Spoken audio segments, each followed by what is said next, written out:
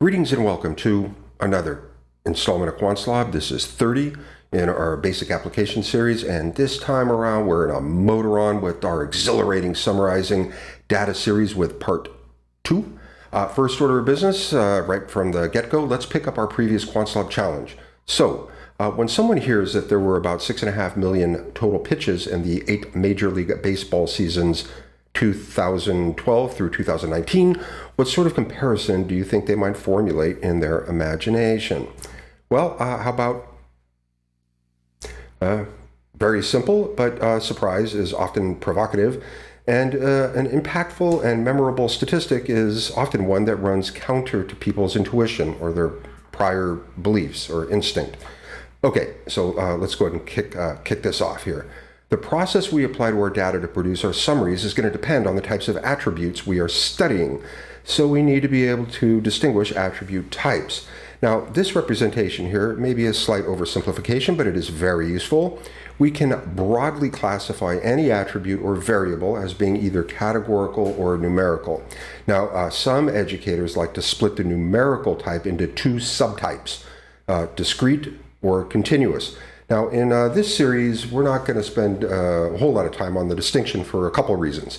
One is that it is somewhat unnecessary for our purposes in the short term, and the other is that the deeper meaning of continuousness is actually rather involved. In part 5 of our Quantslob series titled Continuous Quantities, we offered some detail concerning how these terms are used in the context of describing numeric attributes, or sometimes misused. Okay, so as we look at this now, recall that an attributes domain is the collection or set of unique values that comprise the domain. So now, before looking at a couple examples, there's some important things we want to keep in mind. First thing is that from a computational standpoint, it could be said that there is really only one type of attribute, and that is numerical. The second is related to the first.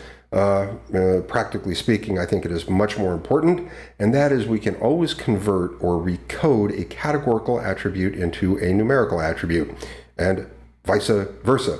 We can always convert a numerical attribute into a categorical attribute, and if that's not enough, we can convert a categorical attribute into another categorical attribute, and even more, we can convert a numerical attribute into another numerical attribute. Now, the terms convert or recode are common parlance, okay? But in practice, we never overwrite or otherwise destroy the original attribute. What we do here is we simply create a new attribute, and we're going to visit some examples in this series going forward.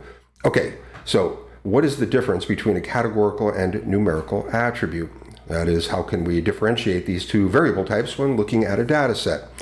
Well, a categorical attribute is one that has values that are labels, or, of course, as the name implies, categories. Now, these labels are like names, which is why categorical attributes are often also called nominative, like name, and they express a quality, which is why categorical attributes are also often called qualitative. So, for example, we might have Major League Baseball pitch-by-pitch data.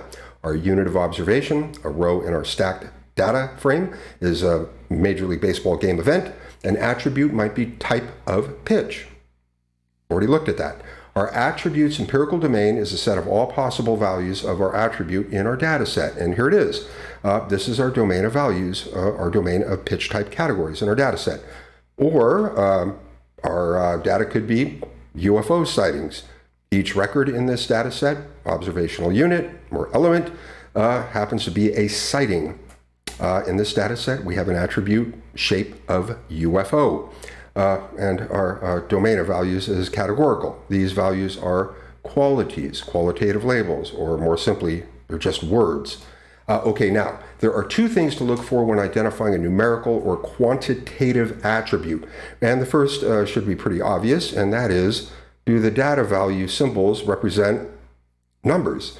And this seems pretty straightforward because of the almost universal modern use of Hindu-Arabic numerals. But even still, data collectors from some countries may use a comma as a decimal separator, while others will use a point, period, a dot. Moreover, there are other numeral systems in use. There are traditional East Asia or Chinese numerals, there's Eastern Arabic numerals, Gujarati numerals, and there's quite a few others. Additionally, civilizations throughout history have kept tabs on things like harvests and trade. And so if we're historians or anthropologists or archaeologists, we are going to have comfort understanding different historical numbering systems to understand ancient data. And there's actually quite a bit of it out there. Okay, so anyway, moving forward, we're going to work with Arabic numerals with a point decimal separator.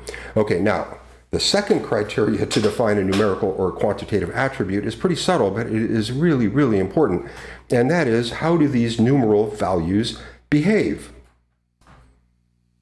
This is not necessarily what I was thinking of. And sure, I mean, some numbers like 7.3 enjoy a little Alexis de Tocqueville with some cognac or Diet Dr. Pepper or whatever that happens to be there. But of course, the behavior we're talking about is strict mathematical comparators, less than and greater than. The essence of numerical attributes is that we may compare two examples and speak in terms of one being greater than or more than another.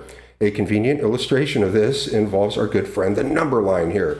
Now, most people encounter the number line somewhere fairly early in their academic career, and if you're not familiar with this, our number line here contains numbers. Each number represents a point. So for any two numbers, the one that is farther to the right is bigger than the other. The numbers indwell our number line in an ordered fashion. Smaller to the left, greater to the right. To say this very technically, the real numbers are an ordered set. So for example, here, suppose we have a pitch whose start speed, its velocity is 94 miles per hour, and another whose start speed is 75 miles per hour. Now 94 is farther to the right on the number line than 75. But here's the question. Is it natural for us to say that the first pitch is greater than the second pitch in terms of velocity? And I think that the answer here clearly is yes. If we can speak of our observational units in this way, then our attribute under question is almost certainly numerical. Another aspect of a numerical attribute, ideally, data is accompanied by context. So for example, the units of an attribute, if there are any. Start speed here has units miles per hour. So this enables us to say that the 94 mile per hour pitch is faster than the 75 mile per hour pitch, numerical. Now time for our exciting new segment here, our Quantslob challenge. So here we go. Consider the attribute country phone code. And here's a small handful of examples. What do you think, categorical or numerical? We're going to pick this up in part 3 along with a lot of other exciting stuff. That's it. That's going to do it this time around. Thank you very much for tuning in. I really do appreciate it. Don't forget to stay tuned for more Quantslob.